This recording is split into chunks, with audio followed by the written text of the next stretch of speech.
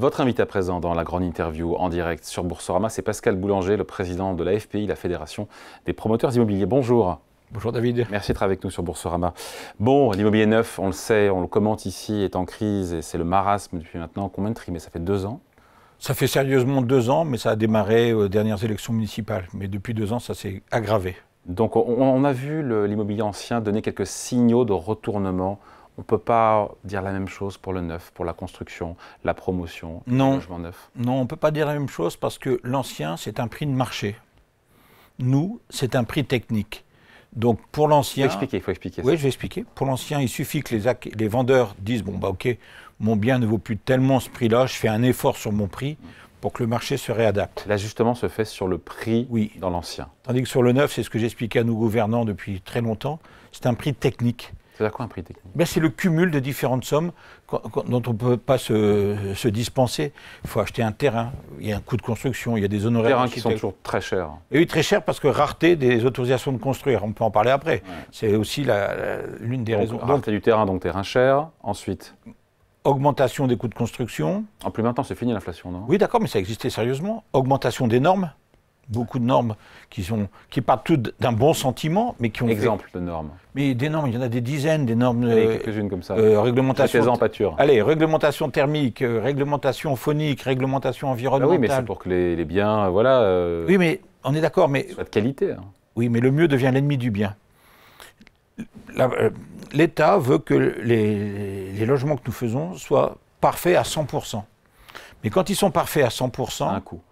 Il y a 0% de gens qui peuvent les acheter. Donc moi je dis, est-ce qu'on ne peut pas faire une petite pause normative qui soit parfait à 80% pour que 80% des gens puissent les acheter? Là, aujourd'hui, tout ça part d'un bon sentiment. Moi, je ne critique pas l'idée qui est derrière tout ça. Ayons des logements résilients, ayons des logements parfaits. Oui, d'accord. Mais ça a un coût, et aujourd'hui, on se rend compte qu'il a suffi. Et les prix augmentent toujours. Dans le neuf, je dis ça, je ne suis pas un expert, alors que les prix dans l'ancien se sont ajustés à la baisse, dans le neuf, les prix augmentent toujours. Alors qu'on dit que c'est la crise. Là, on se dit que c'est incompréhensible, sauf quand on a compris que c'est un prix technique. C'est tout le débat que j'ai avec l'État, notamment les anciens, avec M. Bruno Le Maire, qui me disaient, mais les prix vont finir par baisser. Non, nous, on se retire du marché. Nous, on ne peut pas baisser nos prix. Et quand vous vous retirez du marché, ça fait moins de logements neufs, donc l'offre est moindre, donc ça fait augmenter les prix aussi. Ça fait augmenter les prix. Et surtout, M. Bruno Le Maire a fait son mea culpa, ça évite de rentrer 5 milliards de TVA. Nous, il nous manque 100 000 logements par an environ. On est complètement dans des chiffres complètement dingues. Un logement moyen, c'est 250 000 euros hors taxe, soit 50 000 euros de TVA, multiplié par le nombre de logements qui nous manquent. Donc quand on dit, oui, les dispositifs d'aide à la construction, les Pinel, ça a un coût, etc., 2 milliards d'euros tous les ans pour les finances publiques, on n'a plus les moyens, vous vous dites non, parce qu'il y a de la TVA et ça rapporte à l'État. Ce que je dis n'a pas grand intérêt. Aujourd'hui, c'est la Cour des comptes. Non, mais il y a un rapport qui est sorti il y a une quinzaine de jours, un mois, par la Cour des comptes, qui dit tout ce que je dis. C'est formidable ce rapport, il faut le lire. Il dit qu'un euro investi dans le Pinel, ça rapporte 1,60 €. Il dit que 80% des gens n'auraient pas fait l'investissement s'il n'y avait pas cet avantage fiscal. Et aujourd'hui, on retire... On a dit que ça faisait gonfler les prix au final. Le Pinel. Mais écoutez, ce n'est pas vrai. Alors je sais, je l'ai lu 100 fois. Ouais, moi aussi, je l'ai lu 100 fois. Vous veniez dans un bureau de vente chez un promoteur, quand vous arrivez, on ne sait pas si vous êtes un client qui vient pour acheter, pour habiter lui-même, ou pour faire un investissement. Est-ce que vous pensez qu'on a 2 grilles de prix, qu'on vous pose la question avant? Vous venez pour investir, c'est plus cher. Enfin, c'est ridicule cet argument. Donc, pardon, je reviens à l'actualité, on parlera après des solutions pour sortir du marasme. La production de logements s'effondre toujours en France. Oui. Tout comme les transactions aussi. Les chiffres sont toujours aussi alarmistes. Oh bah écoutez, pardon, la question c'est est-ce qu'on a touché le fond de la piscine ou est-ce qu'on est toujours au fond de la piscine là? Bah écoutez, votre question est un peu difficile à répondre à cette question parce que tous les trimestres, j'annonce des chiffres plus mauvais que le trimestre précédent en disant ce coup-ci, on a touché le fond de la piscine. Et donc le retournement sur le marché immobilier ancien, c'est parce que les prix se sont ajustés. Alors pour l'instant... Alors d'abord, il n'y a pas un vrai retournement. Il y a un début d'amélioration. Sur les crédits immobiliers... Sur les crédits, c'est encore un autre sujet. Ouais. Non mais il y a un retournement de la dérivée seconde, comme on dit en mathématiques, sur les prix, sur les baisses de transactions dans l'ancien. Oui. Qu'on voit pas, ou qu'on voit ou pas, c'est ma question dans le neuf. Dans le neuf, on voit rien. Je guette les signaux positifs, alors, pardon. Les signaux positifs... S'il y en a. Les signaux positifs, il y en a. Il y a un gouvernement, j'échange régulièrement avec la ministre et même par SMS avec le Premier ministre, qui a bien compris le sujet et qui est bien conscient que nous avons un prix technique et ce n'est pas en nous tapant dessus que les prix vont baisser. Nous, ce qu'on fait, c'est qu'on se retire du marché quand il n'y a pas d'équilibre économique. Très bien. Vous ne produisez plus de nouveaux logements. Vous savez que j'ai mis une nouvelle statistique à la FPI, le retrait. Nous avons 23% d'opérations qui ont été retirées au premier semestre, 23%. Une opération, c'est un truc qu'on lance et finalement on arrête, c'est ça? On arrête. Pour des raisons uniquement commerciales, ce n'est pas pour des raisons de recours de permis ou technique, non. Commercialement, ça ne va pas, on n'y arrive pas. La demande n'est pas là. La demande n'est pas là, ou si elle est là, elle ne se concrétise pas, parce qu'il y a un réel besoin en plus. Le besoin est criant. Mais et donc, que faisons-nous? On arrête le projet. Donc aujourd'hui, dans les signes positifs, un gouvernement qui a vraiment compris... Oui, dans le projet de budget, je n'ai pas vu des choses extraordinaires pour vous. Très décevant. Donc la prise de conscience, elle est là, après... Oui, alors c'est ce qu'ils nous disent. La prise de conscience, elle est là. Malheureusement... On n'a pas les sous. Vous avez vu la situation, il n'y a pas de majorité, donc c'est un problème politique. Il n'y a pas d'argent, c'est un problème financier, et ils ont très peur des agences de notation qui viendraient dénoter ou décoter un peu la France. Donc aujourd'hui, nous, on va travailler maintenant avec le Parlement. On n'a pas de solution technique. Oui, je suis déçu, bien sûr, du PLF. Je suis presque même en colère parce que la loi Pinel qui s'arrête au 31 décembre, on a demandé que l'arrêt se fasse, ce qu'on appelle nous en sifflet, c'est-à-dire que les gens qui réservent avant le 31 décembre puissent au moins acter, parce qu'il y a un délai de 2 ou 3 mois, avant le 31 mars. Niet. A priori, niet. Pourtant, c'est pas grand-chose. Alors que, non, c'était pas grand-chose, c'est exactement ce que je dis chez un de vos confrères, c'était pas grand-chose, et ça se fait comme ça à chaque fois, parce que, en fait, ça veut dire que la loi Pinel, elle s'arrête dans 15 jours pour nous, puisqu'il faut un gros 2 mois pour acter. Ouais. Voilà, donc même ça, on ne l'a pas eu, alors que, pour moi, c'était de la gestion courante, ça se fait à chaque fois. Donc les signaux positifs, ils sont vraiment très ténus. Il faut aller les chercher. Ouais. Et donc, pardon, dans les chiffres, encore une fois, de production, de transactions dans le neuf, on est où aujourd'hui? Écoutez, une année normale, nous, les promoteurs FPI, nous réalisons 160 000 logements. C'est une année correcte, une belle année normale, correcte. L'année dernière, on était à 90 000. Cette année, on va passer en dessous de 80 000. Et l'année prochaine, on sera encore plus bas?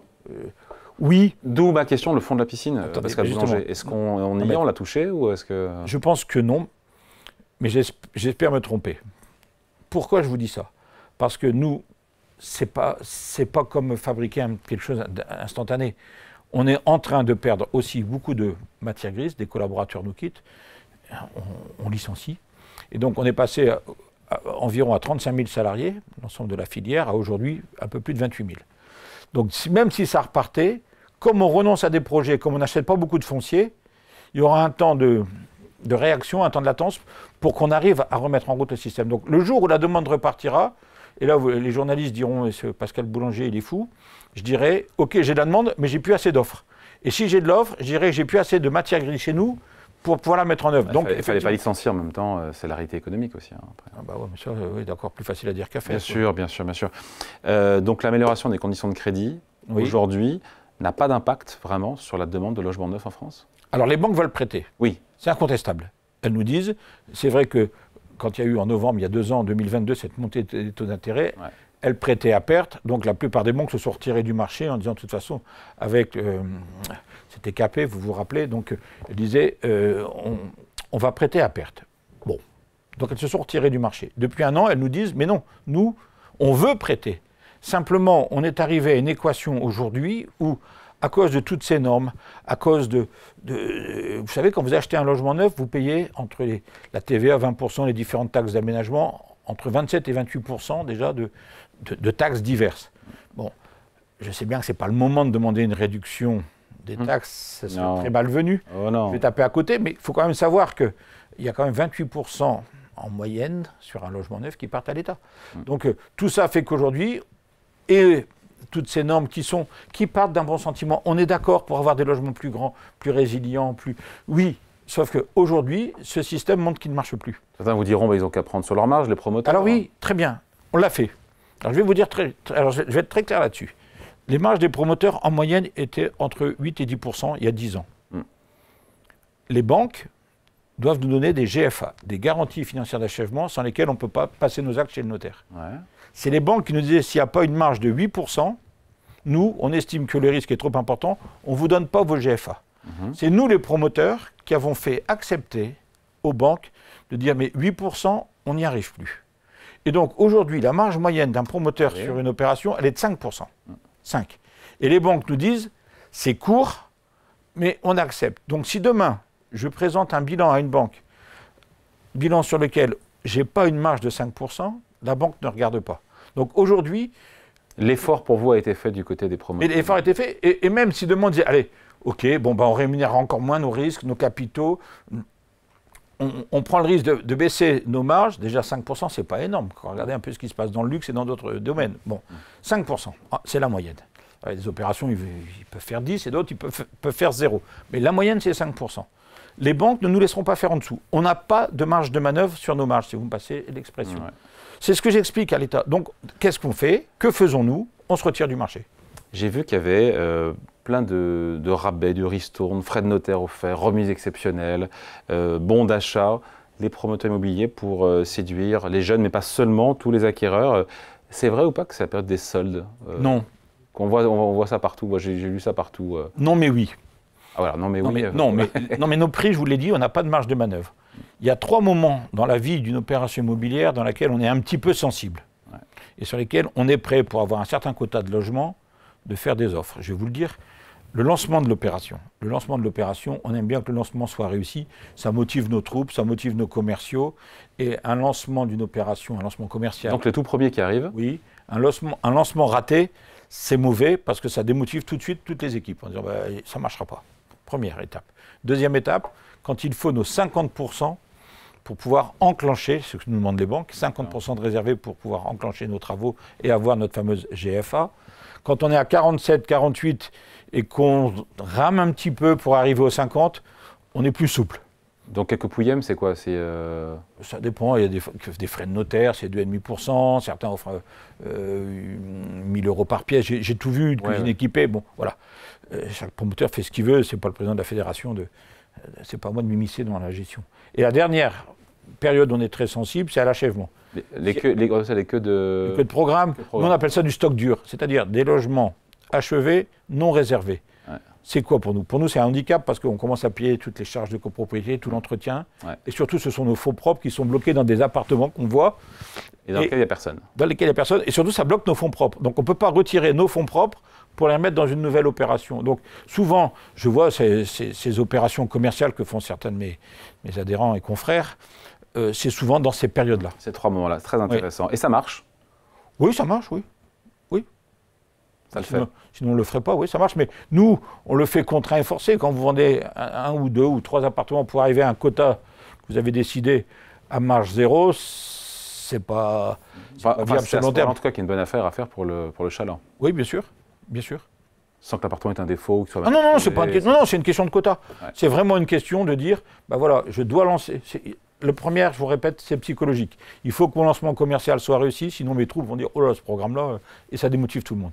La deuxième, il nous manque des FOD, il nous demande pour arriver aux 50, et après, c'est besoin de récupérer nos fonds propres.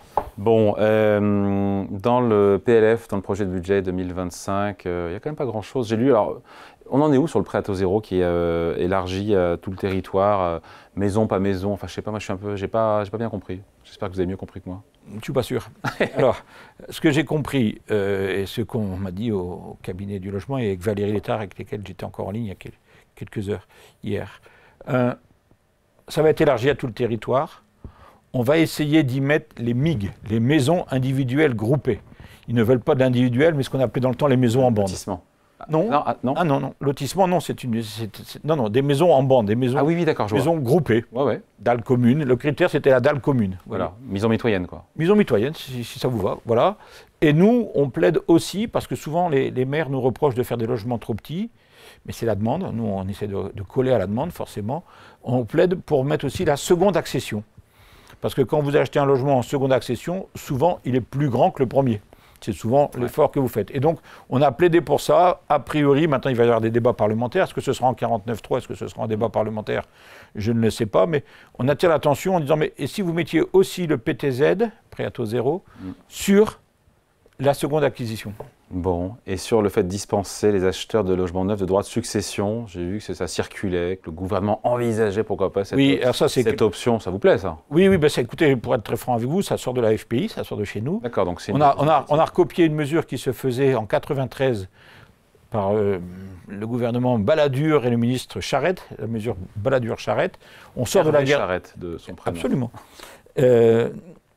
On sort de la guerre du Golfe et on a la même crise que ce qu'on vit aujourd'hui, matières premières, pas d'acquéreurs, crise financière. Bon, moins violente que ce qu'on vit, mais on la vit quand même. Et le gouvernement réagit en disant, pendant une période, c'était 18 mois à l'époque, tout logement acheté, alors c'était plafonné, je vous parle de tête, à 300 000 francs par donataire et donateur. C'était soit les donations, soit les successions. Ça marchait. Oui, ça a marché. Ça a permis aux gens qui avaient un petit peu de cash. Donc c'est du sérieux, c'est juste une proposition en l'air du gouvernement ou c'est quelque chose qui peut aller au bout? Non, ça va passer par le Parlement et il y a un député qui s'appelle François Jolivet, avec lequel je travaille beaucoup, qui fait le tour des groupes parlementaires, parce que je vais parler de cette mesure il y a plusieurs années déjà. Elle a un coût? À mon avis, non, parce qu'elle rapporte tout de suite 20% de TVA, un logement, et c'est un autre député, donc tout de suite. Dans le temps, et c'est un autre député qui est François Maty, qui était président du groupe Modem à l'Assemblée, qui est notaire, qui m'avait dit, mais en plus les gens, c'est long, c'est 30 ans après, ils ont souvent changé d'avis. En disant, bah, tant pis, c'est exonéré de droits, mais c'est maintenant que je dois aider ma fille, bah, je vends le bien et je lui donne, tant pis pour les droits. Donc la recette est certaine. Et le coût est incertain. C'est intéressant. Bon, avant de se quitter, Pascal Boulanger, c'était passionnant. L'embellie sur le marché de l'immobilier neuf, de la construction, de la promotion, on se dit quoi? Il faudra une aide, des aides du gouvernement. S'il faut timer ça, un calendrier, c'est 2025, avec ou sans des dispositifs? Non, c'est tout de suite. C'est tout de suite. Non, mais la reprise. Mais c'est tout de suite. Nous, on ne peut pas attendre. Ça fait 2 ans. Les aides, vous ne pouvez pas les attendre, mais si rien ne se passe de la part du gouvernement, le marasme se poursuit en 2025? Je préfère même pas répondre à votre question, je préfère même pas l'imaginer. Les taux d'intérêt vont continuer de baisser. On a vu que la BCE oui, ça va dans le bon sens, les taux d'intérêt baissent, mais on est arrivé aujourd'hui, vous savez, on a encore la loi Pinel jusqu'au 31 décembre, et malgré cela, les ventes faites aux investisseurs particuliers sont divisées par 4 par rapport aux années normales. Alors qu'il y a toujours du Pinel. Vous imaginez quand il n'y aura plus le Pinel. Donc, Michel Barnier, quand vous l'avez au téléphone, oui. Vous lui dites le Pinel, il faut refaire un Pinel, il vous répond quoi? Il vous dit on a plus d'argent. Plutôt par SMS que par téléphone. Oui, pardon, par SMS. Mais il me répond qu'il en parle à ses équipes. Donc, ça ne mange pas de pain. Ça ne mange pas de pain, déjà il répond, c'est quand même agréable.